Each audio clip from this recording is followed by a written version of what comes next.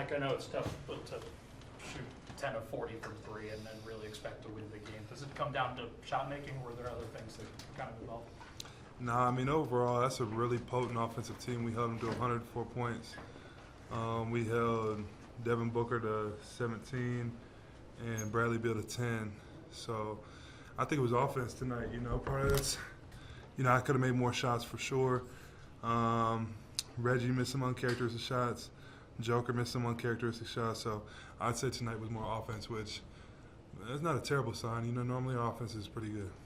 How do you balance taking shots that they're giving you wide open looks versus cutting more, being more active when they're doubling Joker like that? Do you feel like there was a good balance in terms of the shots you guys were looking for? I mean, you got to play the same way night to night, and that's the way we play. We space, and if they are doubling Joker, dudes are ready to knock it down. So tonight was kind of an anomaly on the offensive side, but you're right. When the threes aren't falling, I think we should mix in some more cutting and some more attacks to the basket. But we shot a lot of really good shots tonight. Is there anything that the Suns were doing defensively that prevented the cuts?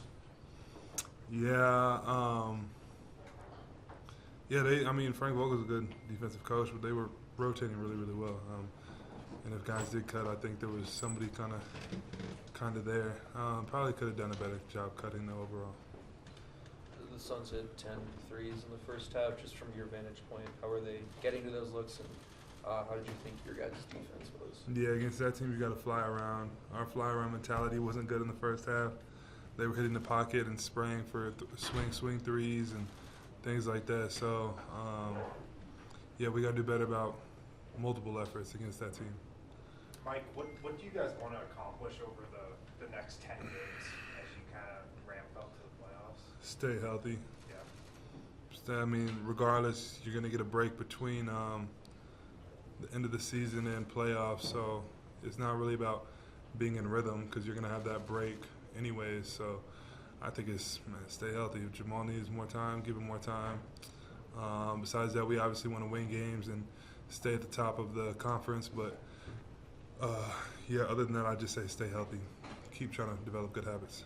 Mike, I understand if you don't want to comment, but is there anything you want to say about Jontae's situation? Not necessarily anything I want to say, no. I know what you guys know. I know Jontae loves the game of basketball. He's really excited to play. He's been really excited to play with the Raptors. I know just as much as you guys know at this point. I know that I've known my brother my whole life. I know what type of dude he is, and I know he's excited to play basketball, and I highly doubt he would do anything to put that in jeopardy. Is it hard, Michael, to avoid just the omnipresence of gambling everywhere between timeouts? It's on it's scoreboards. There's sporting books in actual arenas. Is it hard for you as players to avoid it? Do you hear it from fans? Especially the last few years, you hear more. People in the crowd saying what they need you to score tonight, or what they don't want you to score.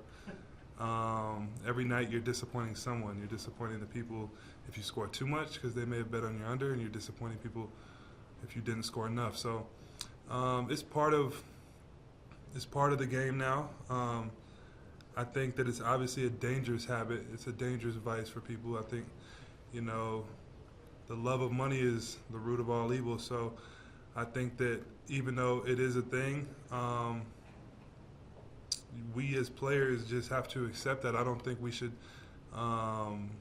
We get paid a lot of money to play this game, and I know that these fans, they want to make some money as well. So if they want to put their hard earnings on us, we appreciate that you put your trust in us, I guess. But it's definitely something that is kind of taking over the sports world. I don't know if it's a good thing or a bad thing. So that's probably my comments on it. How's life as a dog dad? Got my dog probably 3 weeks ago. Obviously my time is pretty tied up, so I got him a nanny, and he's a good addition to the house for sure. Thank you, Michael.